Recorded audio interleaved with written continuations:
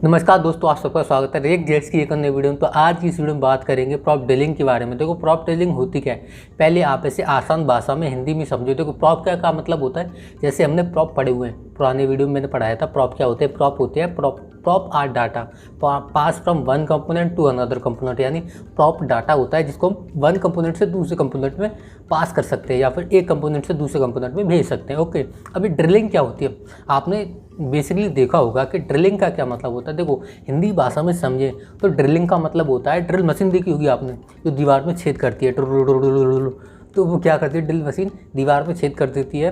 तो वो क्या करती है, एक लेयर से दूसरी लेयर में छेद कर देती है। यानी कि उसमें आप अपना जो भी अपना सामान डालना चाहते हो, उसमें जो भी अपना स्क्रू डालना चाहते हो उसको आप डाल सकते हो एक स्तर से दूसरे, एक लेयर से दूसरे लेयर में। ओके, तो और इसे और अच्छे से समझने के लिए हम चलते हैं डायरेक्ट अपने कंप्यूटर स्क्रीन पे। तो मैं आ चुका अपने कंप्यूटर स्क्रीन पर। अगर हम इसकी प्रॉपर डेफिनेशन देखें, रिएक्ट इसके बारे में क्या कहता है। देखो, प्रॉप डीलिंग इज एसोसिएशन। देखो, प्रॉप डीलिंग एक ऐसी परिस्थिति है where data pass from one component through multiple interdependent component. यानी कि प्रॉप डीलिंग एक ऐसी परिस्थिति है जहाँ पे डाटा पास होता है एक कंपोनेंट से दूसरे कंपोनेंट पे, फिर दूसरे कंपोनेंट से तीसरे कंपोनेंट पे, फिर तीसरे कंपोनेंट से या फिर चौथे कंपोनेंट में, मतलब इंटरडिपेंडेंट कंपोनेंट में डाटा पास होता है। ओके, अनटिल यू, जब तक पास होता है जब तक you get the component where the data is needed. मतलब जब तक वो डाटा आपको मिल नहीं जाता उस कंपोनेंट में, ये डाटा तब तक पास होता है जब तक आपको ये डाटा मिल नहीं जाता उस कंपोनेंट में जहाँ पे आवश्यकता है आपको इस डाटा की। तो इसको हम प्रॉप डीलिंग बोलते हैं। देखो, डायग्राम से समझें इसको तो देखो, ये पेरेंट है। पेरेंट का मतलब हम यहाँ से अपना कुछ, ये हमारा पेरेंट कंपोनेंट है, यहाँ से हम कुछ अपना डाटा पास कराना चाहते हो। तो डाटा हमने पास कराया पहले पेरेंट से चाइल्ड में। ओके, चाइल्ड में डाटा आया, यहाँ पे इसका उपयोग नहीं हो रहा है। ओके, फिर यहाँ से हमने इस डाटा को पास कराया। ये दोनों, ये सारे आपस में इंटरकनेक्टेड हैं। मतलब पेरेंट के अंदर ए कॉल हो रहा है, ए के अंदर बी कॉल हो रहा है और बी के अंदर सी कॉल हो रहा है। तो हमें पेरेंट से चाइल्ड में डाटा भेजना है, तो हम कैसे भेजेंगे। आप प्रॉप को जानते होंगे, हम पहले यहाँ से यहाँ भेजेंगे प्रॉप, फिर यहाँ से यहाँ भेजेंगे, फिर यहाँ से यहाँ भेजेंगे, जहाँ पर यूज़ हो रहा है। यहाँ पर तो हम यूज कर ही नहीं रहे, तो इसी को बोलते हैं प्रॉप डीलिंग। ओके, तो हम और इसको अच्छे से समझें। देखो, तो अपने VS कोड स्टूडियो पे चलता हूँ और यहाँ पे मेरा app.js फाइल का खुला हुआ है, तो इसको मैं हटा देता हूँ। index.js को भी हटा देता हूँ और यहाँ पे न्यू के अंदर हमारी जो फाइल है, न्यू के अंदर एक नई मैं फ़ाइल बनाता हूँ। यहाँ पे मैं बनाता हूँ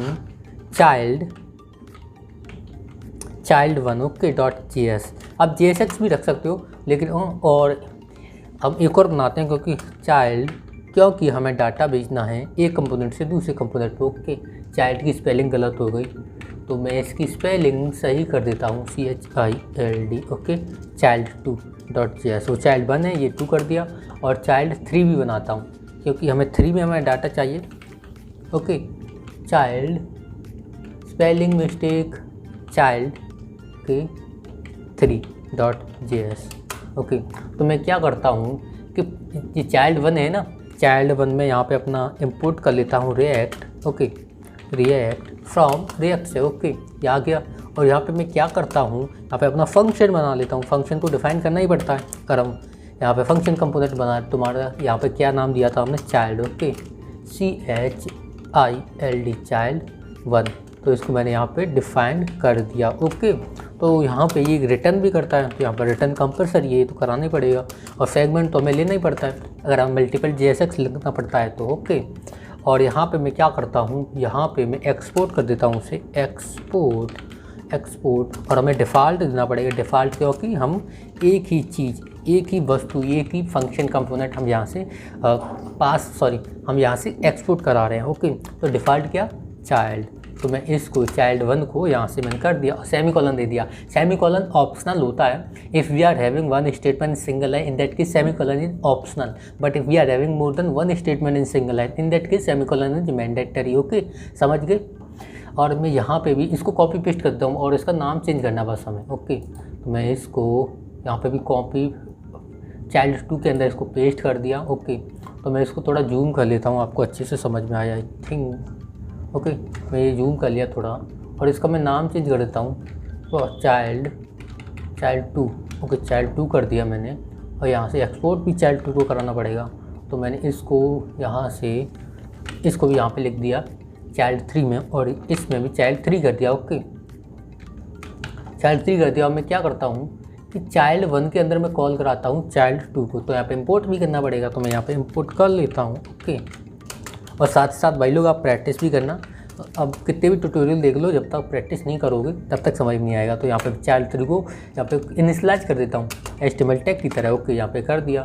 और यहाँ पे इंपोर्ट भी करना पड़ेगा दूसरे कंपोनेंट में चाइल्ड 3 को। ओके, यहाँ पे मैं चाइल्ड 1 में चाइल्ड 2 करना था। ओके, सॉरी मैंने गलत कर दिया, यहाँ पे गलत कर दिया। यहाँ पे मैं इसे हटा दूँगा और चाइल्ड 1 के अंदर मुझे कॉल करना था यहाँ पे, क्योंकि ये चाइल्ड 2 है ना, चाइल्ड 1 के अंदर आएगा। तो यहाँ पे मैं इंपोर्ट कर लेता हूँ उसको, इंपोर्ट चाइल्ड 1 चाइल्ड 2, यहाँ पे इसको इनिशियलाइज भी कर देता हूँ। ओके, चाइल्ड 2 को कर दिया मैंने इनिशियलाइज।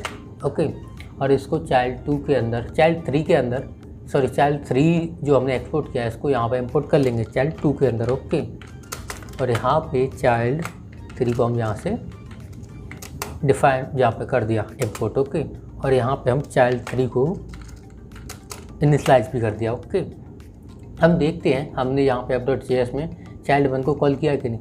ओके, तो यहाँ पे मैंने ये गलत किया है, इंपोर्ट करूँगा मैं इसको, इंपोर्ट चाइल्ड 1 को और इसको यहाँ पे इनिशियलाइज भी कर देता हूँ। ओके, और यहाँ पे child 1, okay spelling mistake, child 1 और यहाँ पे इसको मैंने कर दिया।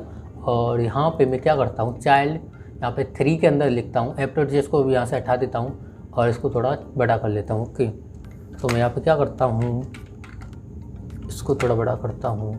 चाइल्ड 3 के अंदर मैं लिखता हूँ H1, चाइल्ड के I am child 3 and name, spelling mistake होगी कोई दिक्कत नहीं। तो हम क्या करेंगे कि हमें यहाँ से डाटा पास करना है, तो हमें डाटा पास करने के लिए हम वेरिएबल पास कर सकते हैं यहाँ से। तो हम एक वेरिएबल बना देते हैं, आप वेयर बना सकते हो, लेट कॉन्स्ट कुछ भी बना सकते हो।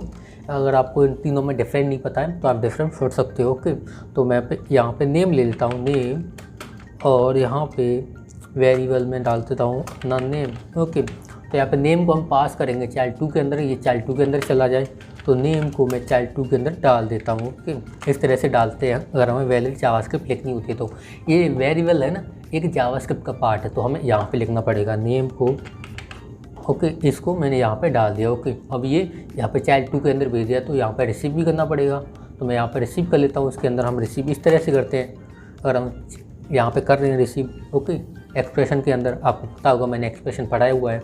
ओके, तो यहाँ पे मैं कर लेता हूँ नेम, हमने एक्सपोर्ट किया था वहाँ से, नेम भेजा था, सॉरी एक्सपोर्ट नहीं किया था, नेम यहाँ से भेजा था, तो नेम को हमने यहाँ पे कर लिया इंपोर्ट, सॉरी इंपोर्ट नहीं, यहाँ पे रिसीव कर लिया।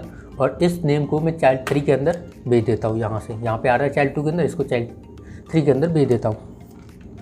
तो मैंने यहाँ पे नेम लिख दिया, और आप यहाँ पे नेम की जगह कुछ भी ले सकते हो, ज़रूरी नहीं है, पर ये जो यहाँ पे लिखा है वो यहाँ पे ही लेना पड़ेगा, यहाँ पे यहाँ पे पैराथेसिस, सॉरी कर्ली ब्रैकेट्स के अंदर। ओके, तो यहाँ पे मैं नेम लिख देता हूँ, और यहाँ पे चाइल्ड 3 में चला गया और इसको रिसीव भी करूँगा, तो यहाँ पे मैं रिसीव करता हूँ, यहाँ पे नेम। ओके, तो यहाँ पे एंड नेम, और मैं यहाँ पे शो कराता हूँ इसको, यहाँ पे नेम को देखो हम इस तरीके से एक शो कराते हैं। ओके, और मैं इसको npm स्टार्ट कर देता हूँ। पहले मैं cd, यहाँ पे फोल्डर के अंदर जाता हूँ, cd का मतलब कमांड डायरेक्टरी। ओके, तो हम इस कमांड से एक डायरेक्टरी के अंदर जा रहे हैं, डायरेक्टरी का नाम है आप देख पा रहे हो राहुल के अंदर, न्यू के अंदर राहुल है, तो राहुल के अंदर मैं जा रहा हूँ। ओके, यहाँ पे मैं यहाँ पे लिखना पड़ेगा। ओके, राहुल, एंटर मारा, हम उसके अंदर पहुँच गए। हमें npm से कहेंगे, जो मैनेजर है हमारा, उससे बोलेंगे स्टार्ट करो भाई।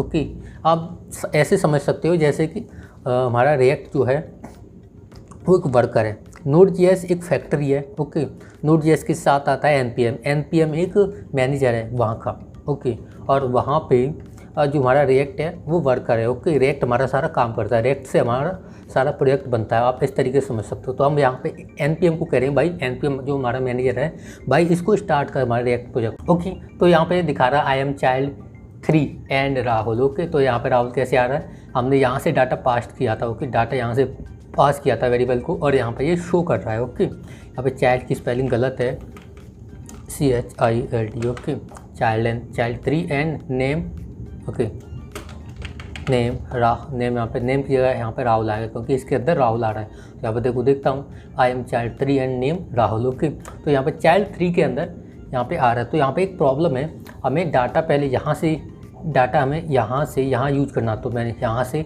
यहाँ भेजा चाइल्ड 2 के अंदर, चाइल्ड 2 से चाइल्ड 3 के अंदर भेजा, तो हमारा चाइल्ड 2 डाटा वैसे ही रिसीव कर रहा है। तो ये एक अच्छी प्रैक्टिस नहीं है, तो ये प्रॉब्लम है। और अगर आपका बड़ा एप्लीकेशन हो जाता है तो ये बड़ी प्रॉब्लम हो सकती है। तो इसको अवॉइड करने का एक अच्छा माध्यम भी है। हम कैसे कर सकते हैं, how do you avoid prop dealing in React construct, okay. हम इसको प्रॉप डिलिंग को, इसी को प्रॉप डिलिंग बोलते हैं, ओके।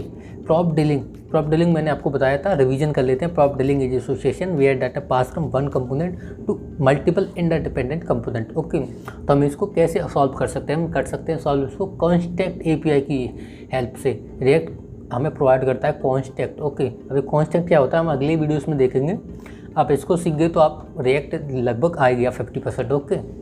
तो देखो the context API introduces in React 16, okay. ये इसमें रिएक्ट के 16 वर्जन में आया था और इसको हम अगली वीडियो में देखेंगे। आज के लिए इतना ही बहुत है, हम मिलते हैं अगली वीडियो में, तब तक के लिए tata and bye bye. I hope आपको वीडियो पसंद आई होगी।